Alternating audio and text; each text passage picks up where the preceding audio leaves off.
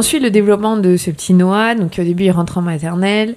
On comprend bien à quel point ça peut être difficile et même violent, sans qu'il y ait de violence réelle, hein, mais juste parce que... Enfin, de violence telle qu'on les entend, nous, les adultes.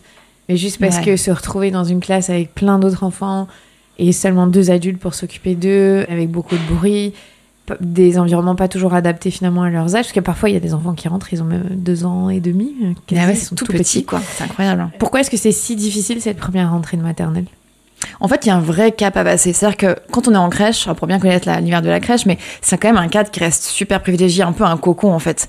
Puis les pros sont très à l'écoute de l'enfant, de l'individualité. Enfin, vraiment, elles font un bon travail. Après, les ASMAT et les ATSEM, et les instituts aussi, mais le cadre n'est pas le même. Et en fait, quand tu passes d'une mini-collectivité ou d'une ASMAT sans maternelle ou domicile à la grosse collectivité qu'est l'école, forcément, tu passes à un cap vraiment fort dans ta vie. Mais comme quand tu passes du cap à la primaire au collège, hein, c'est pareil, il y a un cap à passer. Et effectivement, le niveau sonore d'une classe, parce que le niveau de stimulation, le niveau de... Et puis le fait aussi d'être dans les apprentissages plus durs, donc t'es souvent plus assise, dans une position plus assise, il y a des attentes qui sont beaucoup plus importantes qu'en crèche aussi, les parents ont moins de transmission le soir aussi, donc il y a tout un environnement qui fait que l'enfant, il perd un peu cette espèce de cocon dans lequel il était dans la petite enfance en fait. Et c'est que même dans les politiques des villes, pour faire beaucoup de formations pour les crèches, on voit qu'il y a une vraie scission entre l'univers de la petite enfance et l'univers de la scolarité. C'est vraiment 2 mondes à part entière, quoi. Comme si c'était plus de la petite enfance une fois qu'il est rentré en maternelle. Bah ouais, genre il est coucouné 2 mois avant, tu vois, c'est un tout petit enfant, et puis d'un coup, boum, ça y est, il est rentré, il est élève en fait. Il est écolier. Et ça, c'est une sacré décalage quand même. Et qu'est-ce qu'on peut faire, nous, en tant que parents, pour armer nos enfants, les aider à traverser cette période ? Parce que là, on est en plein dans la rentrée scolaire, où c'est une période difficile pour plein de parents, sur des tout petits 3 ans à peine. C'est vrai qu'on est en plein dedans. Bah déjà, c'est pas mal. Alors là, c'est un peu tard parce que la rentrée est arrivée, mais pour les enfants qui sont accueillis, qui sont chez eux, par exemple, pendant 3 ans, alors c'est ce qui est très bien, mais c'est leur faire fréquenter déjà, occasionner des séparations. Tu ne faut pas que la première séparation arrive au moment de l'école, sinon ça va être hyper dur à vivre. Enfin, des petites séparations, des petites mises en collectivité, par exemple, je sais pas, aller au LAEP, l'accueil enfants-parents, aller chez des amis où il y a beaucoup d'enfants, pour que l'enfant commence un petit peu à fréquenter d'autres enfants en petits groupes. Et un petit groupe au moins de 4-5 enfants. Ça peut être une bonne transition. Et après, de toute façon, pour que vraiment l'enfant s'intègre bien dans le rythme de scolarité, c'est au maximum rendre dans l'environnement prévisible et faire en sorte que, par exemple, la séparation du matin se fasse de la même manière, qu'il n'y ait pas trop de surprises. Par exemple, imaginons l'enfant se lève le matin, il faut que tout soit ritualisé jusqu'à la séparation à l'école. Plus c'est ritualisé, plus c'est prévisible, plus le chemin est un peu clair jusqu'à l'école, le chemin temporel, pas forcément physique, plus l'enfant aussi aura des facilités à quitter son parent le matin. Et puis aussi, c'est juste être patient, parce que chez certains enfants, ça va prendre beaucoup de temps, chez d'autres enfants, ça va prendre un peu moins de temps. Mais si, par exemple, t'as un enfant qui a une hyperacousie, il entend les sons de manière très forte, et ces sons-là peuvent vraiment le heurter facilement, il est très sensible aux sons, l'environnement de la scolarité peut le mettre encore plus à mal qu'un autre. Ou un enfant qui a l'anxiété sociale, ça va être encore plus à mal qu'un autre. Donc après, chaque enfant est différent et ils partent pas avec le même lot de vulnérabilité par rapport à cette grosse collectivité, quoi. Les enfants qui sont tout terrain et d'autres qui sont pas tout terrain. Clairement pas. Donc dans ces 3 ans-là en maternelle, ils vont bien grandir, parce qu'on l'a expliqué, ce 3-6 ans. Ouais. L'entrée, en revanche, après au CP, est-ce que c'est un plus gros gap ? Est-ce que c'est une continuité qui est plus facile à gérer pour un enfant ? Je dirais, ça dépend vraiment des enfants et de l'expérience qu'ils ont eu de l'école avant. Souvent, les parents ont très peur du CP. Les enfants, ils savent pas trop à quoi s'attendre, donc du coup, ils y vont un petit peu tranquillement. Mais je trouve que le gap est beaucoup plus fort pour la petite enfance maternelle que pour la maternelle primaire, à mon sens, ouais. Et c'est ce que disent aussi beaucoup les familles que je rencontre. Ok.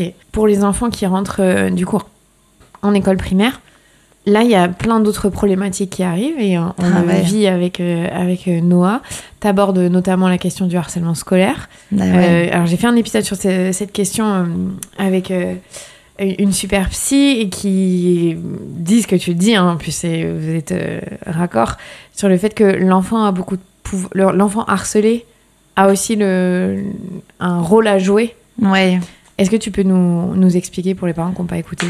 tout le monde a un rôle à jouer dans cette histoire, mais l'enfant aussi, c'est pas mal de pouvoir l'outiller. Alors, si l'enfant se sent assez... parce que ça dépend vraiment des enfants qui pourront jamais, par exemple, répondre à leur harceleur. Mais ce qu'on voit dans les dynamiques de harcèlement, ce qui est vraiment intéressant, la mécanique même du harcèlement, c'est que ça se joue vraiment dans les toutes premières brimades.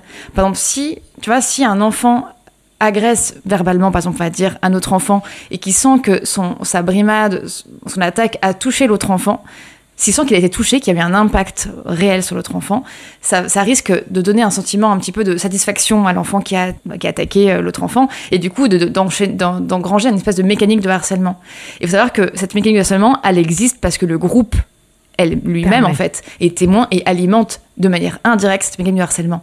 Donc si on apprend, mais ça c'est vachement dur à faire aussi, si on apprend à l'enfant déjà à ne pas trop réagir, tu vas me dire c'est impossible, mais à cette attaque-là, cette première attaque, essayer de prendre de la distance par rapport à ce que peuvent lui dire les autres, et aussi à réagir avec des remarques hyper détachées, par exemple, ça pourrait limiter un peu l'impact de harcèlement sur lui. Mais en même temps, quand un enfant qui est très sensible, un enfant qui est très émotif, ils sont pas tous capables en fait de cette répartie-là, tu vois. Donc ça, c'est aussi des profils un peu similaires en fait qui se font agresser de manière régulière. Mais c'est intéressant cette explication de la dynamique, et on voit qu'il y a un pattern, enfin il y a un stéréotype malheureusement dans le harcèlement. Et ce que disent tous les professionnels qui gèrent ça, c'est que faut chercher de l'aide, et malheureusement on peut pas toujours avoir un impact, et que c'est la grande difficulté du harcèlement qui est vraiment d'actualité en ce moment. Il y a eu malheureusement un suicide au collège à la rentrée, donc il y a des enfants qui sont en très grande souffrance. Mais c'est pas, avant, c'est quelque chose qu'on ignorait un peu dans les établissements scolaires. Aujourd'hui, il y a une prise de conscience. C'était souvent vu un peu comme de la chamaillerie, comme ils jouent ensemble. Parce que je reprends la répartie que j'ai reprise dans la BD. C'était vraiment un vrai prof qui avait dit ça, mais ils jouent c'est des jeux entre enfants, c'est de la chamaillerie. Et en fait, non, parce que ça a vraiment un impact émotionnel sur l'enfant. Et par contre, ce qui est important de faire, c'est que quand on est parent et quand on sait qu'un de son enfant est victime de harcèlement, il faut surtout ne rien faire sans son accord à lui. Ça, c'est très important. Beaucoup d'enfants ont peur, en fait, de le dire à leurs parents, aussi parce qu'ils ont peur que la mécanique de la défense se mette en marche sans leur accord, que ça aille trop loin et que ça leur retombe dessus après. Donc on est vraiment partenaire de l'enfant, on est là pour l'enfant, et du coup on fait ça avec l'enfant aussi.